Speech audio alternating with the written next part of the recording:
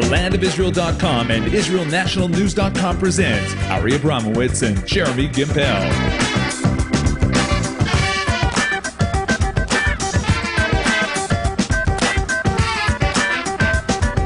Live from the heart of Israel, it's Tuesday Night Live in Jerusalem. Shalom, everybody, and welcome back to Tuesday Night Live in Jerusalem. Jeremy Gimpel, Ari Abramowitz here once again. Tonight we have a special guest with us. He's, in my mind, a modern-day hero. It's undoubtable. First, he served in an elite commando unit, Sayeret Matkal. If that wasn't enough, he became a company commander in Sayeret Matkal. After that, he went into high-tech. He started a company in 1999 named Sayota. In 2004, he sold it for $145 million. After that success, he said, Hashem, thank you very much. It's my time to give back. And he became an ideologue. He was always an ideologue, and now he took his ideals into action. And he now heads the Council of Judea and Samaria. Tonight, please welcome Naftali Bennett.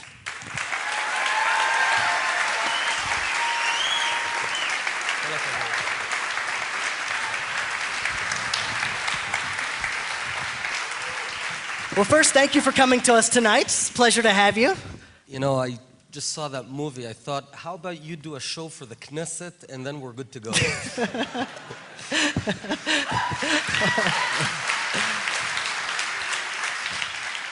So this is the question. What does it feel like to be the head of the most hated demographic in the world?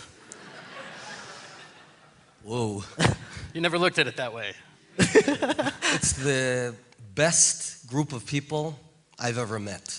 These people fight for us, defend us, they work our land, and they protect all of us while helping each other the way Israel should. And this is an example of what all of Israel should be. You know, it's exactly for those reasons that a lot of us are so concerned about what's happening now and what the future holds. You know, it drives me nuts, but a lot of times you watch the news, people say in the Knesset, everybody agrees that we will have two states, and it's like a foregone conclusion. Is that true? Is there any hope for Judea and Samaria?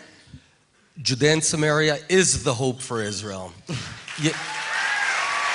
You know, the Hityashvut, the settlement in Yehuda and Shomron started late 60s, right after the Six-Day War, started with hundreds, then into the 70,000s, and then the Oslo, during the 80s there was more growth, but then in the 90s there was the Oslo agreements, and everyone asked that very same question, is this the end? Back then, during Oslo, there were 100,000 Israelis living in Yehuda Shomron. Now there's 330,000 Israelis living in Yehuda Shomron. So maybe we should root for a two-state solution. It'll triple the population. In Hebrew, there's a saying, "Klavim novchim hashayara overet." The dogs bark, but we just move on. So we're growing day in, day out, and you know, I think there is already growing realization that the only way for Israel to continue growing is for Yehuda and Shomron to thrive. That's the only way for Israel to have a secure future. Well, you know, knowing a little bit about your background, you worked alongside Prime Minister Netanyahu. You headed his campaign to get him elected now. He clearly believes in a two-state solution where you've taken a different path. And the question now, you know, how do you see that? You left, you see it differently. What would you like to say tonight to sort of clarify your position? Where do you stand? What would you like to tell us now about Yehuda and Shomron to make it clear where you stand? Well, he's the guy that lost the way, not me. I think, first of all, regarding Netanyahu, I have deep respect for Netanyahu. I think he's been under tremendous and unfair pressure from President Obama, who's hostile to Israel. I know that his heart is in the right place, and if the arm twisting would stop, he would adhere to his own principles. Now, in terms of, there's many misconceptions. You know, people think that Yehuda Shomron, Judea and Samaria, is some big refugee camp that's very crowded. You know, in Yehuda and Shomron, only 6% of the land is built. 94% of the whole land is still open, which means there's enough room for tens of generations for Jews and Arabs to grow. There's no problem. There's no problem at all. People keep on saying, another big misconception, they say there's apartheid. They say we control the Arabs. You know, since 1995, we do not control the Arabs. They lead their own lives. 95% of the Arabs in Yehuda v'Shomron vote for the Palestinian Authority, pay their taxes there, get their education there. We do not control them. We do not want to control them. We control ourselves, but we control the whole area from a security standpoint, which is vital. The day we pull out, chas v'shalom, of Judea and Samaria will be the day that in my house in Ra'anana, we'll get missiles from just 2 miles away. The bottom line is, there's two alternatives. One is what we're all being pushed to accept is a Palestinian state in the heart of Israel, which is not a viable option. And the other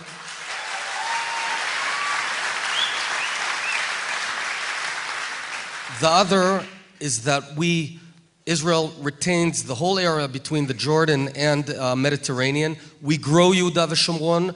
Yehuda v'Shomron is a suburb of Israel.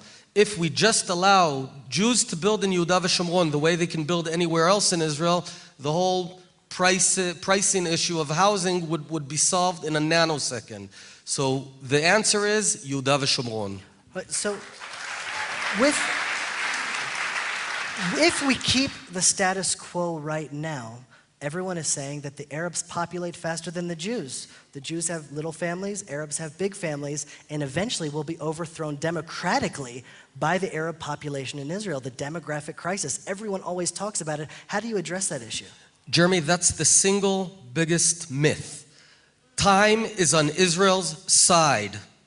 And let me give you the facts. You know, all of us face people once in a while. Let me give you the facts, not anything but the facts. 15 years ago, for every Arab baby born in Israel, there were 2 Jewish babies born.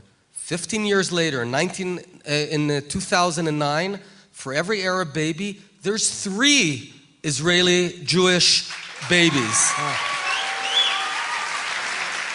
40 years ago, an Arab woman gave birth, an Arab mother gave birth to roughly 9 children. Now it's down to 3.5. Whereas on the Jewish side, we're the only Western nation where birth rates are actually growing, and now they're almost at 3. Meaning that in a few years from now, we're going to exceed the birth rate. And guys, you got to work. The girls have work too. Especially the girls. I'm going to get in trouble if I don't at least throw that in there. In other words, there's this myth, there's this trying to scare us with the demography. If Zionism was to pull out from any place where there was an Arab majority, we wouldn't have a state. We came here when there were only thousands of Jews living here 150 years ago. And now, the most important point that I'd like everyone to remember, between the Jordan River and the Mediterranean, there's 6 million Jews and 3 million Arabs.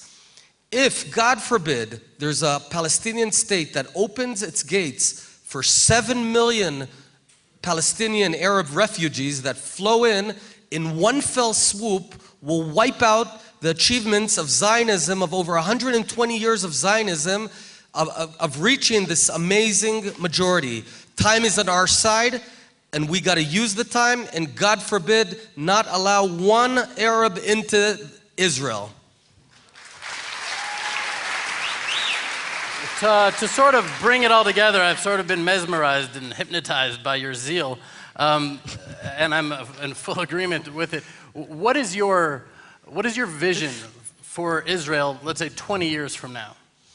You know, I'd like Israel to become what Yehuda and Shomron is. In many ways, I look about the relationship between the world and Israel and Yehuda v'Shomron. Many of the misconceptions the world has about Israel, Israelis have about Yehuda v'Shomron. So my vision is 1 million Jews living in Yehuda v'Shomron.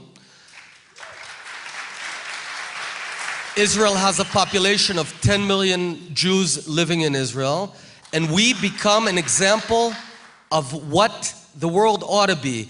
We become an example of defending the West against radical Islam. We become an example of helping each other. We become an example of advanced agriculture and high tech. You know, people say to us, hey, until we solve the Palestinian-Israeli thing, we can't make any progress. Nonsense. Zionism and the State of Israel made its biggest progress from 48 to 79 before there was one peace agreement. We didn't wait to settle the Negev. We didn't wait to quadruple the amount of olim. Zionism progresses like a train that's steaming forward. We don't need to wait anything, and certainly not hold ourselves hostage to some agreement that will never happen. So let's move forward, build Israel, build Yehuda v'Shomron, and succeed. Thank you. Thank you. Thank you. Great.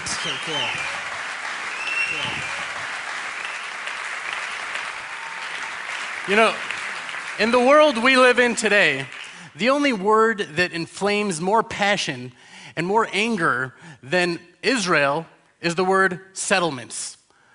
Why does this little sliver of land, why does this one little word create such rage? The emotions, what is it all about? Now, I personally feel, at least for the Jewish people, for me, that this issue penetrates to the core of who we are as individuals and as a nation. Because if Judea and Samaria are settlements, all of Israel is really a settlement. What right do we have to Hebron that we don't have to Tel Aviv? What right do we have to Ashkelon that we don't have to Shechem? What is different about these two claims to the land? There's nothing. And the truth is that all of Israel is a settlement. So, you know, in Hebrew, the word for a settler is a mitnachel, which is perfect. It's the perfect word for settler because mitnachel comes from the Hebrew word nachala, which means heritage. Now, an inheritance, you can inherit, you could give it away if you want to. Heritage, you can't give that away. It's part of your essence. It's part of who you are. And for us, Judea and Samaria is our heritage. It's part of who we are. It is part of our very soul. So, we stand here at a crossroads. What are we going to do? And I believe that if we rescind our claim to even one little portion of the land of Israel, we rescind our claim to all of the land of Israel. And as a nation, we need to stand strong and proud with determination, with clarity, and look the entire world right in the eye and say, we are all mitnachlim. We are all settlers. And we're settling our heritage, the land of Israel. Shalom.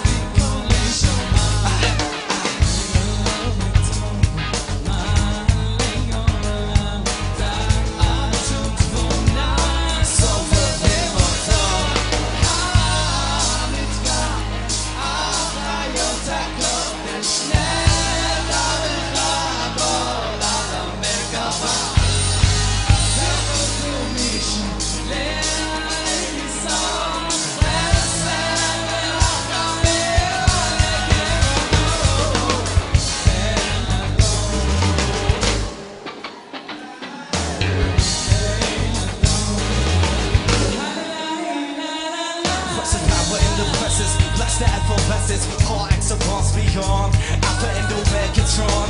I can take the Silicon Valley from Zion to back alley. Keep it tally, infallible. So sound the holograms on around the world so we can make it known. You can take me home. Never been forsaken by my candles on. Seven song on a trail.